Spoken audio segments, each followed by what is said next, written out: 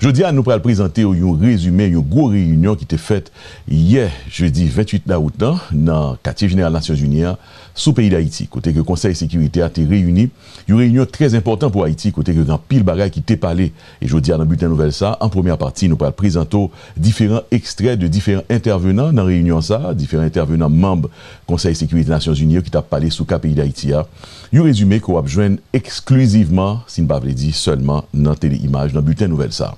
Nous allons présenter au résumé réunion ça qui était très important pour Haïti, nous rappelons encore une fois. Réunion Conseil de sécurité des Nations Unies sur Haïti, dans date 28 août 2025, là, t'es sorti avec plusieurs gros développements sous crise sécurité et crise humanitaire dans le pays d'Haïti. Réunion a mis accent sur aggravation conditions humanitaires en Haïti. Secrétaire général des Nations Unies, Antonio Guterres, a décrit la situation Haïti comme une tempête souffrance. Plus passé 1,3 million de monde déplacés dans le pays, avec ti moun qui représentait moitié dans le monde qui déplacé. Et puis, violence gangyo a tué environ 3000 moun jusqu'à présent année ça. Violence sexuelle et violence qui basée sur sexe continue à faire tout partout dans le pays. Et puis, gangyo yo même y a utilisé violence sexuelle yo comme un outil pour contrôler la population.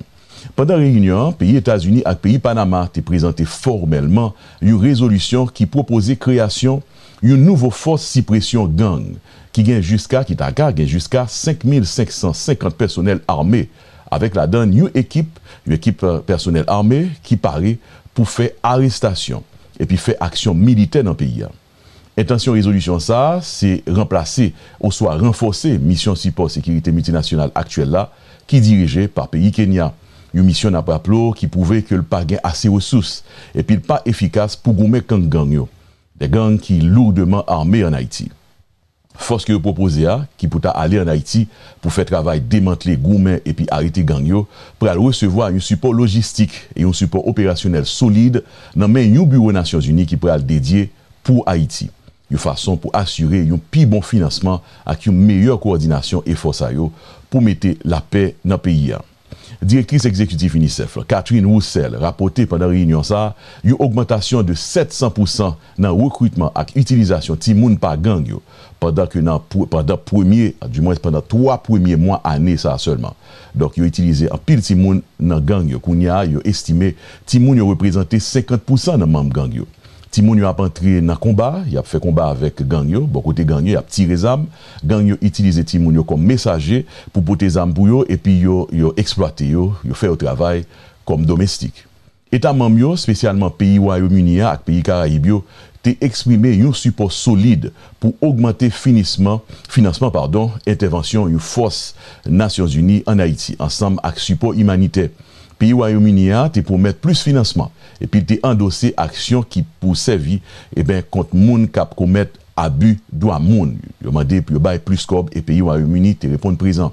Conseil sécurité a te mettre accent tout sur urgence qui gagne pour mettre embargo zam qui pi sévère sous pays a. Il était noté que pi fort zam gang yo sorti dans contrebande qui fait à partir de État Floride. Nouvelle résolution ça pour circuler pour faire débat parmi les pays membres du Conseil de sécurité en façon pour possiblement adopter proposition ça dans le jour qui vient là. Secrétaire général des Nations Unies, Antonio Guterres, a fait un appel urgent pour financement humanitaire. Il était averti que crise Haïti a été mission humanitaire des Nations Unies qui joue moins de financement dans le monde là. Et puis plusieurs millions de monde risquent de perdre aide vitale qui a besoin si support et financement d'argent pas amélioré. En résumé, réunion Conseil de sécurité des Nations Unies a souligné une crise qui vient plus grave en Haïti, avec proposition concrète pour une intervention internationale qui est plus solide et qui gagne plus de ressources, et puis une concentration sur protection timonio pendant que gang yo a exploité et prend extension dans le pays avec une vitesse sans pareil. C'est ça que déclaré dans la réunion ça. Là, pour rappeler encore une fois que c'est pays États-Unis qui n'est même qu'à pousser le Conseil de sécurité des Nations Unies pour augmenter si poli contre gang en Haïti. Nous rejoignons à côté de pays États-Unis, nous rejoignons pays Panama tout qui eux-mêmes proposé une résolution par le Conseil de sécurité des Nations Unies qui demandait pour établir une force pour supprimer gang armé qui puissant en Haïti. Ambassadrice américaine dans les Nations Unies, Dorothy Shea, a déclaré hier jeudi 28 août pendant la réunion ça que le Conseil de sécurité a autorisé une première force en octobre 2023. Et puis il a déployé force ça, a déployé partiellement dans le mois de juin l'année passée. Mais force ça qui majoritairement sorti dans le pays Kenya, te fait face à manque de ressources et manque de main-d'œuvre. Et puis, il pas fait un pile progrès dans aider la police nationale à empêcher gang yo prendre plus de territoire dans le pays. Ambassadrice américaine dans les Nations Unies, Dorothy Shea, a demandé création d'une force suppression gang qui pourrait trop éconyo avec bandits en Haïti. Entendez you extrait dans ça que le tégen pour le dire dans réunion Conseil de sécurité ça dans le quartier général des Nations Unies dans Manhattan. Et les États-Unis ont parrainé une résolution adoptée à l'unanimité pour mobiliser l'action pour Haïti et pour compléter les efforts menés ici aux Nations Unies. En outre, les États-Unis continuent de travailler avec l'Organisation des États américains dans le cadre de sa feuille de route pour Haïti. C'est une mesure importante pour l'action au plan régional, telle que nous y attendons pour des problèmes d'ordre régional. S'agissant de la mission, les États-Unis remercient le Kenya de son rôle chef de file, de son soutien au cours de l'année écoulée. Le Kenya a répondu à l'appel lancé par Haïti à un moment crucial, faisant montre d'une très grande compassion, d'un grand courage, offrant des membres de sa population à des milliers de kilomètres de leur pays pour éviter l'effondrement du pays. Et sans la présence de cette mission, les gangs auraient été encore plus actifs. Nous voudrions également remercier les Bahamas, El Salvador, Belize, le Guatemala et la Jamaïque d'avoir fourni du personnel pour cet effort. Et nous remercions le Canada également pour sa contribution importante au Fonds d'affectation spéciale des Nations Unies pour les efforts de planification. Alors que nous œuvrons pour lutter contre les gangs, nous devons veiller à ce qu'une plus grande partie de la communauté internationale participe à ce combat.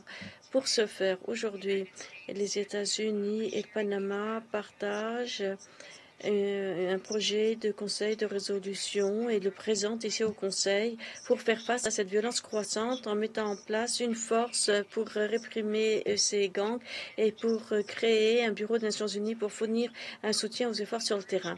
Nous exhortons les membres du Conseil à se joindre à nous. Joignez-vous à nous pour répondre à cet appel du gouvernement de Haïti, alors que nous forgeons un nouveau cheminement vers la paix et la sécurité, avec l'établissement d'un bureau pour, de façon constante, soutenir, financer cet effort. Cela donnera à la mission les outils nécessaires pour lutter contre les gangs, pour veiller à ce que l'État haïtien puisse répondre aux besoins fondamentaux de sa population. Monsieur le Président, nous remarquons qu'il faut donner les moyens nécessaires à la mission pour compléter la police nationale haïtienne. Parallèlement, une approche d'ensemble est nécessaire pour lutter contre le financement des gangs, le trafic des armes et les autres trafics qui financent cette instabilité. Et pour progresser face à ces problèmes, on a besoin de donateurs, de bailleurs de fonds pour se joindre aux États-Unis, au Panama et à d'autres qui ont déjà fait montre de leur engagement pour la sécurité de Haïti, pour partager la tâche à assumer pour promouvoir la stabilité en Haïti. Nous sommes aux côtés du peuple de Haïti qui aspire à un avenir stable pour leur pays. Nous demeurons attachés à travailler avec la communauté internationale pour faire des progrès en Haïti et nous demandons à tous les membres du Conseil de prendre des mesures concrètes pour soutenir cet effort. Merci. C'était ambassadrice américaine des Nations Unies, Dorothy Shea. Secrétaire général des Nations Unies lui-même, Antonio Guterres, a suggéré l'établissement du bureau des Nations Unies dans le pays depuis le commencement de l'année. Pendant ce temps, la quantité haïtienne qui déplacée en dedans pays à cause du conflit gang armé a augmenté. Il est arrivé à environ 1,3 million de personnes qui sauvées, qui étaient caillou. Secrétaire général des Nations Unies, Antonio Guterres. Le peuple haïtien est plongé dans une spirale de souffrance. L'autorité de l'État s'effondre, tandis que la violence des gangs engloutit Port-au-Prince et s'éteint au-delà, paralysant la vie quotidienne et forçant les familles à fuir. Les civils sont assiégés avec des témoignages effroyables de viols et de violences sexuelles. Les hôpitaux et les écoles subissent des attaques répétées et l'état de droit s'est effondré. Le bilan humanitaire est effarant. 1,3 million de personnes, dont la moitié sont des enfants, ont dû fuir leur foyer. 6 millions de personnes ont besoin d'aide humanitaire. Haïti fait désormais partie des 5 points névralgiques les plus préoccupants du monde en matière d'insécurité alimentaire aiguë. Les travailleurs humanitaires, en particulier les intervenants locaux, sont pris pour cible et font l'objet de menaces de violence, d'extorsion et d'enlèvement. Soyons clairs, toutes les parties doivent respecter le droit international humanitaire. Le personnel, les biens et les installations humanitaires doivent être protégés et malgré le danger, les humanitaires restent sur le terrain, fournissant eau, nourriture, médicaments et abris. Rien qu'au premier trimestre de cette année, ils sont venus en aide à 1,3 million de personnes. Malheureusement, Haïti demeure honteusement négligé et cruellement sous-financé. Pour 2025, nous avons besoin de 908 millions de dollars afin d'aider 3,9 millions de personnes. Mais nous n'avons même pas reçu 10% de cette somme et l'appel humanitaire pour Haïti est aujourd'hui l'appel le moins financé au monde. Par conséquent, plus de 1,7 million de personnes risquent de ne recevoir aucune aide. Il ne s'agit pas d'un simple déficit de financement, mais d'une question de vie ou de mort. J'exhorte tous les donateurs à agir sans délai avant que les opérations vitales ne soient réduites à néant. Excellencies. Excellences, la situation politique demeure fragile, mais on voit poindre des lueurs d'espoir. Je salue la coopération croissante entre le président du Conseil présidentiel de transition, Laurent Saint-Cyr, et le Premier ministre, Alix Didier Fils-Aimé, qui mènent tous deux des consultations afin de faire avancer le processus politique. Nous constatons également une coordination plus étroite entre le Task Force du Premier ministre, la Police nationale d'Haïti et la mission multinationale d'appui à la sécurité, ce qui permet une amélioration des opérations sur le terrain. Ces acquis fragiles doivent être défendus et étendus. Pour cela, il faut un appui décisif et coordonné de la communauté internationale en matière de sécurité, afin de renforcer le travail mené au niveau national, de protéger la population et de créer les conditions d'un retour à l'état de droit et à des élections crédibles et ouvertes à tous. Je salue les efforts déployés par certains membres du Conseil pour faire avancer ma proposition du 24 février en vue de renforcer la mission multinationale d'appui à la sécurité par un soutien logistique et opérationnel de l'ONU. Je demande instamment au Conseil d'agir sans délai et d'autoriser une force internationale soutenue par l'ONU sur le plan logistique et opérationnel et bénéficiant d'un financement prévisible. Les contributions volontaires au fonds d'affectation spéciale de la mission multinationale d'appui restent essentielles, mais un financement par contribution obligatoire garantirait l'efficacité à long terme de la mission. Les mesures de sécurité doivent s'accompagner d'une pression accrue sur ceux qui alimentent la violence. Ainsi, il faut mettre en place un véritable embargo sur les armes et étendre les sanctions en ciblant les chefs de gang, les commanditaires, les trafiquants d'armes et autres complices et associés. Il est vital de prendre de telles mesures pour interrompre les flux d'armes et d'argent qui alimentent le chaos. Les contrôles effectifs doivent être renforcés dans les ports, aux frontières et en ligne, en étroite coordination avec les partenaires régionaux. Mon représentant spécial, Carlos Ruiz-Massieu, est à Port-au-Prince, où il travaille avec les partenaires nationaux et internationaux pour trouver des consensus en cette période charnière. Le BINU continuera d'œuvrer en faveur d'un processus politique inclusif et de travailler en étroite collaboration avec la Police nationale d'Haïti, la mission et les donateurs pour assurer une aide cohérente et coordonnée. J'invite instamment toutes les parties prenantes nationales à saisir cette occasion et à faire perdurer cet esprit de coopération. Excellences, si l'unité prévaut dans le pays, et avec la détermination du Conseil, le peuple haïtien pourra sortir de cette spirale, commencer à transformer l'épreuve en espoir et se réapproprier son avenir. Je réaffirme ma solidarité indéfectible et la détermination de l'ONU à rester aux côtés du peuple haïtien pour faire advenir la paix, la dignité et la sécurité. Je vous remercie. Les pas de fin tour clair qui Jean résolution que vous proposez après allier avec force qui déjà existait en Haïti que Nations Unies appuyé déjà. Une force qui gagne moins passé 1000 soldats d'après estimation récente. Chef agence Nations Unies pour Timonio dit pendant réunion conseil là que te gagne une augmentation 700% dans le recrutement et utilisation Timonio par gang yo qui était faite dans 3 premiers mois année 2025 ça seulement comparé à la même période ça année passée. Kounia là nous pas attendre intervention directrice exécutive UNICEF là, Madame Catherine Roussel.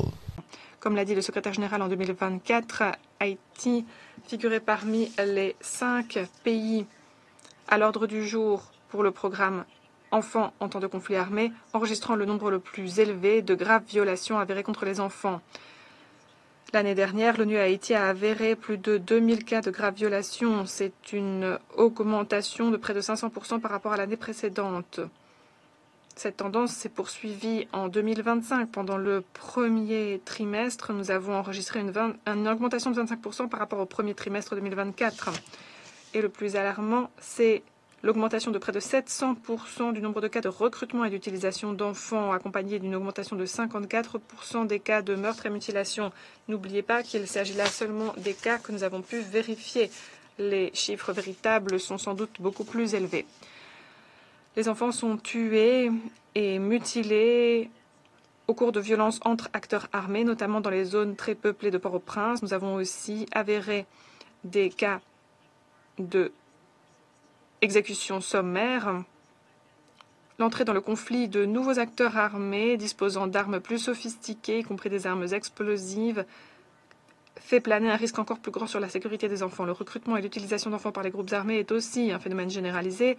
Selon nos estimations, les enfants représentent 50% du nombre de recrues actives au sein des groupes armés aujourd'hui. Les enfants sont obligés de se battre, ils doivent participer directement dans les confrontations armées. D'autres sont utilisés pour différents postes, exploités pour réaliser des tâches domestiques, des rôles qui les exposent à des risques importants de dommages physiques et psychologiques. Les enfants sont aussi des victimes d'actes de violence sexuelle atroces. Un phénomène qui connaît un niveau sans précédent. En 2024, le nombre de cas signalés de violences sexuelles contre les enfants a connu une augmentation de 1000% par rapport à l'année précédente. Et comme vous l'aurez vu dans le rapport annuel du secrétaire général sur les enfants et les conflits armés, l'ONU a établi que plus d'un quart de tous les cas de violences sexuelles avérés étaient des viols en réunion. Il s'agit là d'une campagne visant à terroriser les communautés et à infliger des traumatismes durables, tant physiques que psychologiques, aux enfants, notamment les filles qui représentent la majorité des rescapés et des victimes. Excellence. Face à cette situation catastrophique pour les enfants, l'UNICEF et ses partenaires n'ont pas accès, comme nous le voudrions, aux populations pour répondre aux besoins désespérés des enfants. C'est aussi une grave violation des droits des enfants. En 2023, l'ONU a vérifié 5 incidents de refus d'accès humanitaire, alors que l'année dernière, on est passé à 728 cas de ce type. Les groupes armés, de cette façon, minent les capacités des acteurs humanitaires à prêter main forte à 1,6 million d'enfants et de femmes dans les zones qu'ils contrôlent. Cela entrave aussi nos efforts visant à signaler les violations graves et à surveiller la situation.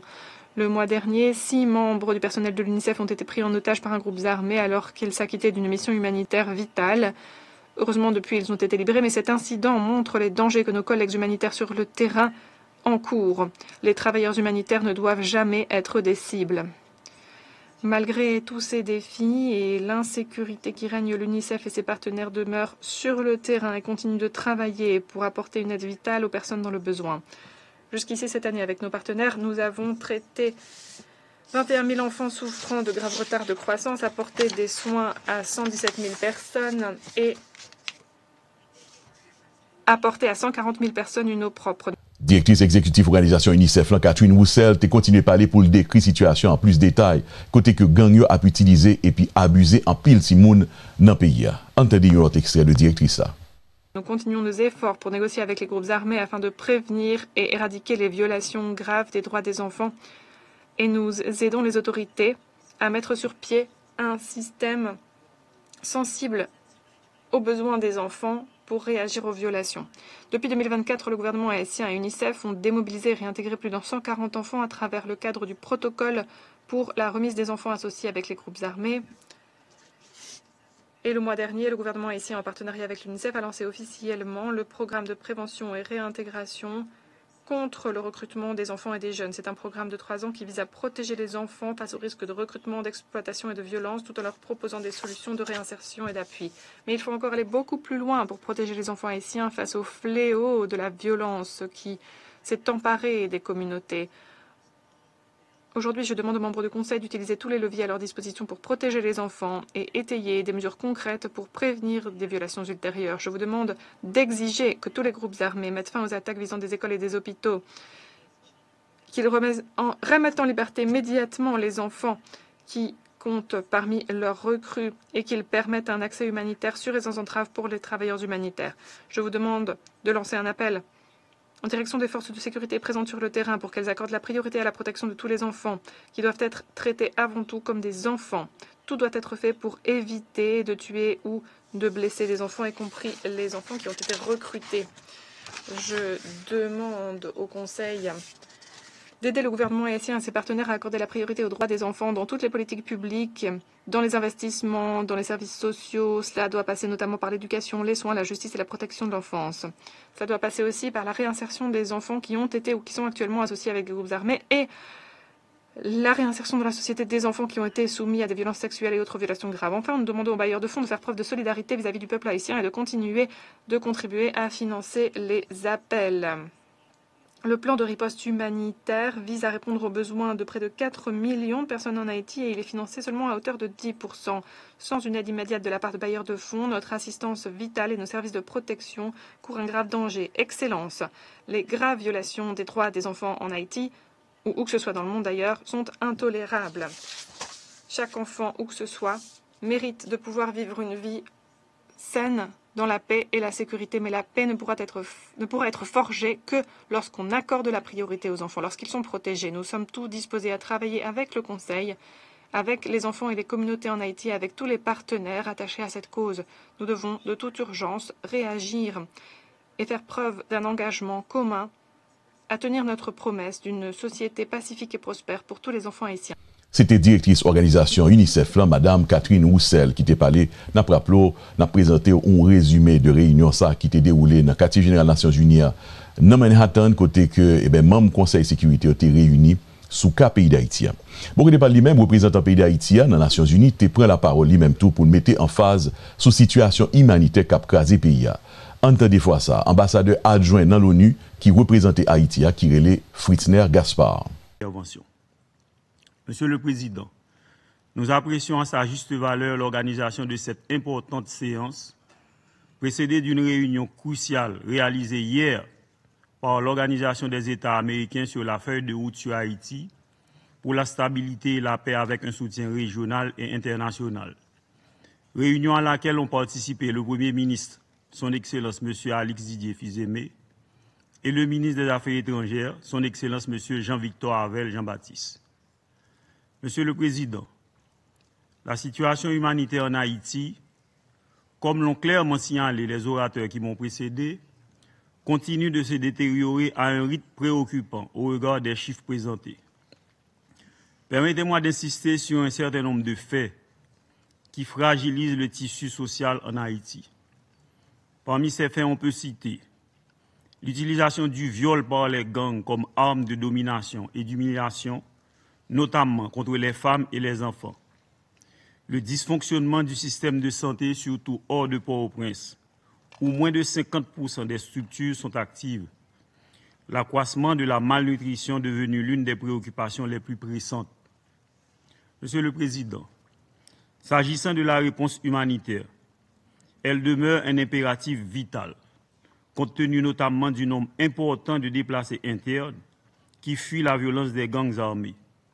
Selon certaines évaluations, un pourcentage important de la population déplacée vit malheureusement en situation d'insécurité alimentaire aiguë. De plus, une grande portion de la production agricole n'arrive pas à atteindre les principaux centres de consommation, spécialement la région métropolitaine de Port-au-Prince. Pour faire face à cette détresse, qui se greffent aux problèmes structurants de notre société, le gouvernement a mobilisé des ressources pour venir en aide à plus de 200 000 familles parmi les plus vulnérables et les plus touchées par la crise. Nous sommes conscients que c'est encore largement insuffisant par rapport à l'étendue des besoins. Dans ce contexte, pendant que nos institutions réfléchissent sur les voies et moyens permettant d'augmenter de façon significative l'aide alimentaire, le gouvernement recommande vivement aux partenaires régionaux et internationaux de diriger leur soutien vers des initiatives permettant le retour des déplacés à leur domicile et la réduction de leur dépendance vis-à-vis de l'aide humanitaire. Tout ceci, Monsieur le Président, en accord avec la proposition du secrétaire général des Nations Unies pour un format hybride qui combine à la fois assistance sécuritaire, humanitaire et développement. En effet, la combinaison de ces trois volets est essentielle. L'assistance sécuritaire permet de restaurer l'ordre et de protéger les populations, tandis que l'aide humanitaire répond aux besoins immédiats des couches les plus nécessiteuses et soutient la relance agricole pour réduire la dépendance alimentaire. La stratégie à court terme s'appuie sur la recherche de réponses aux besoins pressants en nourriture, santé, éducation et en même temps poser les bases de la reprise des activités économiques et de la relance de la production agricole. Le gouvernement sollicite dans ce sens un soutien logistique sécurisé pour l'acheminement de l'aide et un appui massif à la relance agricole et des petites et moyennes entreprises. Ces actions sont essentielles pour répondre aux besoins immédiats des populations vulnérables et réduire progressivement la dépendance alimentaire. Il s'agit en réalité d'une approche intégrée, capable de répondre efficacement à l'urgence, tout en jetant les bases d'une relance de l'économie. Monsieur le Président, la gravité de la situation en Haïti exige un plan de réponse humanitaire coordonné, intégré et durable, disposant de ressources adéquates et suffisantes, permettant de faire face aux multiples défis. Il est donc préoccupant de constater qu'à date, le plan de réponse humanitaire élaboré par les partenaires internationaux n'est financé qu'à hauteur de 8%. Comme le secrétaire général l'a rappelé tout à l'heure, sur les 908 millions de dollars nécessaires pour venir en aide à 3,9 millions de personnes dans le besoin, seuls 70 millions de dollars ont été reçus à ce jour, soit à moins de 10%. Face à cette situation, nous devons faire preuve d'imagination pour trouver d'autres sources de financement et gérer de manière efficace et efficiente les maigres ressources disponibles. D'où la nécessité de travailler à l'unisson pour l'application stricte de l'engagement de Séville, la nouvelle architecture du financement de la coopération internationale, à un carrefour où la scène internationale est dominée par de multiples crises qui requièrent et exigent du multilatéralisme, l'urgence de prioriser l'humanitaire, la solidarité entre les peuples, particulièrement les catégories sociales les plus vulnérables, afin de ne laisser personne de côté. Nous devons également faire preuve de beaucoup de vigilance, afin d'éviter les doublons, ainsi que les démarches isolées. À cet égard, nous lançons une fois de plus un appel à l'action humanitaire coordonnée et soutenue selon les priorités nationales. Monsieur le Président, pour conclure, la résolution de la crise humanitaire en Haïti passe inévitablement par la résolution de la grave crise sécuritaire qui frappe le pays. C'est pourquoi nous réitérons notre appel sur l'urgente nécessité pour les membres du Conseil de sécurité de se prononcer sans trop tarder sur la proposition du secrétaire général qui contient des éléments majeurs concernant le rôle que l'ONU est appelée à jouer en Haïti face à cette crise multidimensionnelle qui a trop duré et qui coûte la vie à des milliers de citoyens innocents. Je vous remercie. Nous parlons de Kounia là, représentant de la République dominicaine, qui t'a dit en gros dans l'intervention Pali que si pas de sécurité en Haïti, pas de aucune solution humanitaire. Entendez, déclaration représentant de la République dominicaine, Wellington Benkonzme. Haïti est aujourd'hui un cas de figure particulièrement alarmant. Un cas de figure qui met à rude épreuve la crédibilité du Conseil. Excellence, la situation humanitaire en Haïti est dramatique. Plus de 5,4 millions de personnes souffrent d'insécurité alimentaire aiguë. 1,3 million sont déplacés en raison des violences, dont une moitié d'enfants. Le manque de denrées alimentaires, d'eau, de services médicaux et d'éducation crée un terreau fertile pour les bandes criminelles. Dans un tel contexte, les mineurs sont les premières victimes. Entre 30 et 50% des membres des gangs sont des enfants et des adolescents qui ont été recrutés de force, obligés de réaliser des tâches d'espionnage ou de transmission de messages. Les filles, de façon disproportionnée, sont victimes de violences sexuelles, une arme utilisée pour contrôler et humilier. Plus de 560 cas ont été avérés en 2024. Et cela ne représente qu'une fraction de la réalité, une réalité bien douloureuse. Monsieur le Président, j'aimerais souligner l'évidence. Si la sécurité n'est pas rétablie, il n'y aura pas de solution humanitaire en Haïti. Aucun programme de nutrition, de santé ou d'éducation ne pourra prospérer si plus de 80% de Port-au-Prince et de vastes pans du pays restent sous le contrôle de groupes armés criminels.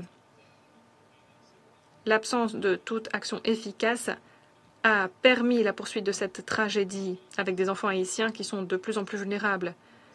Sortir de cette crise n'est pas impossible, mais il y faudra volonté politique et action concertée. Excellence, la République dominicaine estime que le chemin vers la stabilité en Haïti passe par une action dans 3 domaines complémentaires. Premièrement, restaurer la sécurité, comme cela a déjà été dit, et l'état de droit. La mission multinationale d'appui à la sécurité, avec à sa tête le Kenya, représente un effort précieux, mais qui ne suffit pas. Le Conseil doit lui donner plus de ressources, plus de capacités et la doter d'un cadre stratégique robuste pour démanteler les bandes criminelles et permettre de nouveau à la population civile de jouir d'espaces sûrs. Deuxièmement, il faut consolider l'aide humanitaire en mettant l'accent sur les enfants. Les programmes doivent accorder la priorité aux aliments thérapeutiques, à l'eau potable, aux vaccins et aux programmes d'éducation d'urgence, tout en proposant un appui psychosocial et des mécanismes de protection de l'enfance, en accordant une attention toute particulière aux filles victimes de violences sexuelles. Troisièmement, il faut garantir la réinsertion des mineurs associés à des groupes armés. Il est impératif d'investir dans l'éducation, la formation professionnelle et un accompagnement des communautés pour que ces enfants puissent trouver d'autres solutions, des alternatives dignes, sans rester pris au piège du cycle des violences. Le représentant pays Panama lui-même t'a parlé tout sous situation pays d'Haïti. Il t'a attiré attention l'autre pays membres sous le fait que Haïti kounia parmi 5 pays qui pi affectés par insécurité alimentaire dans le monde là. Nous prenons des kounia là, une externe déclaration représentant permanent République Panama dans ONU, direlé Oloy Alfao de Alba. Il s'agit d'une question qui, hélas, n'a pas reçu l'attention nécessaire de la part du Conseil de sécurité, alors qu'il s'agit de l'une des crises les plus terribles du continent américain. Une crise qui n'a eu pour réponse qu'un silence retentissant. Le peuple haïtien, qui a été à une époque une source d'inspiration pour la région tout entière, y compris pour mon peuple, lorsqu'il s'est libéré du colonialisme et de l'esclavage, est aujourd'hui la proie d'une violence criminelle sans précédent. Mesdames et messieurs, parler aujourd'hui d'Haïti, c'est avant tout parler de ces enfants, de ces garçons, de ces filles qui, malgré toute leur souffrance, portent un poids qu'aucun enfant ne devrait avoir à porter. Le dernier rapport annuel du secrétaire général sur les enfants dans les contextes de conflits armés évoque en 2024 une augmentation sans précédent du nombre de graves violations au niveau international, et Haïti figure parmi les contextes où l'on a enregistré un pourcentage d'augmentation parmi les plus importants. 2269 graves violations ont été vérifiées, commises contre 1373 mineurs. Plus précisément, il y a eu 350 enfants tués ou mutilés, 302 qui ont été recrutés par des gangs et 566 qui ont été victimes de violences sexuelles, y compris 160 cas de viols collectifs. C'est une augmentation de 490% par rapport à l'année 2023. Il faut garantir l'accès aux services essentiels et aux services de justice pour les rescapés. À tout cela, il faut ajouter les déplacements internes massifs.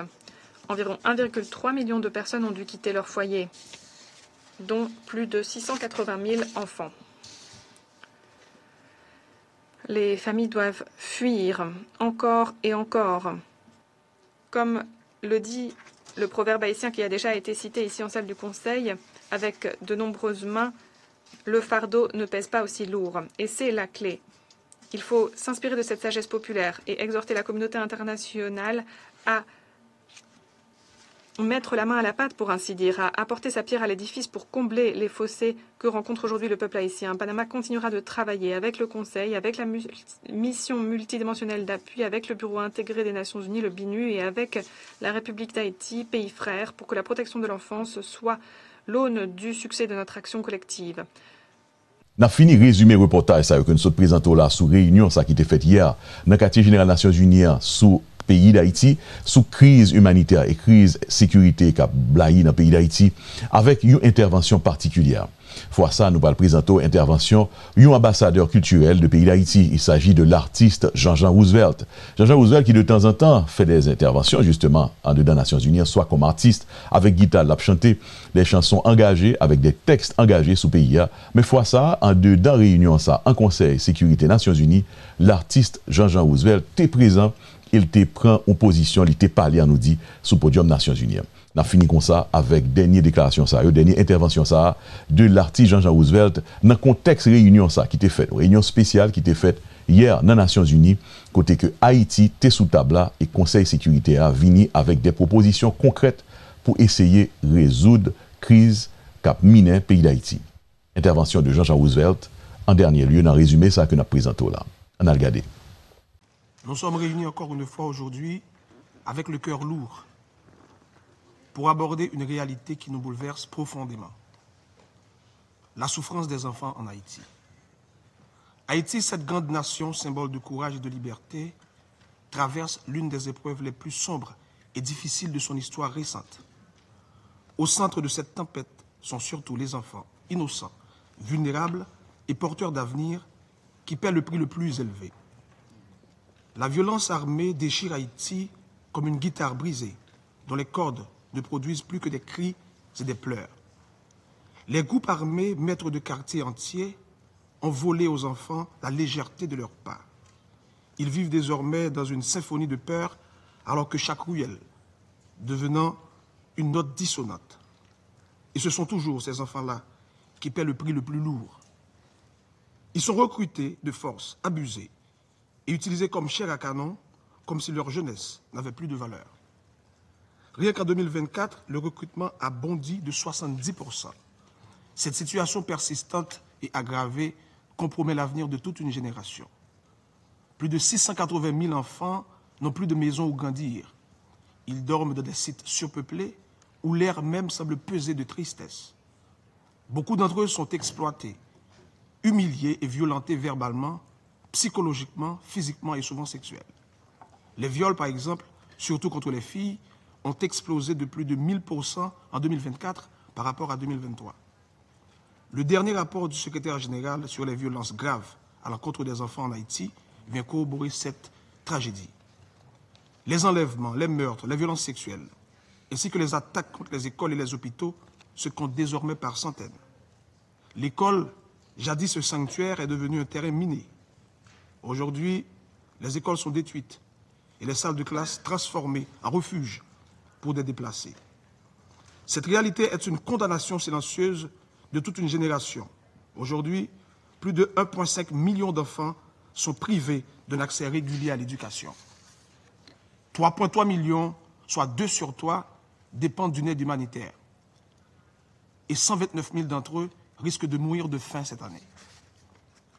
Mesdames et messieurs, derrière ces chiffres que nous prononçons à haute voix et que nous cessions de répéter, se cache un visage, un prénom, un rêve fragile. C'est peut-être celui d'une petite fille qui voulait être médecin et celui d'un garçon qui rêvait de jouer du tambour au carnaval. Malheureusement, ces rêves sont aujourd'hui suspendus, étouffés et menacés. Je m'adresse à vous aujourd'hui en tant que musicien, ambassadeur de bonne volonté de l'UNICEF. Avant tout, je m'adresse à vous comme haïtien. L'enfant que j'étais a toujours rêvé de pouvoir contribuer à l'avènement d'un monde meilleur, en véhiculant des messages d'amour, de paix et de solidarité aux gens du monde entier. En ce moment précis, je suis là devant vous en train de réaliser mon rêve. Je suis certain que, tout comme moi, l'enfant que vous étiez se retrouve aujourd'hui dans cette salle en train de réaliser son rêve, de devenir diplomate, ambassadeur, agronome, médecin, professeur et j'en passe. Offrons aussi cette chance à nos enfants de pouvoir grandir, de rêver et d'être à leur tour des acteurs du changement dans le monde. Restituons-leur leur droit fondamental. Rendons-leur la possibilité de rire, de courir, d'apprendre et de rêver et portons ensemble leur dignité, leur espoir et leur avenir. Agissons pour qu'Haïti retrouve ses écoles, ses hôpitaux et ses espaces sûrs.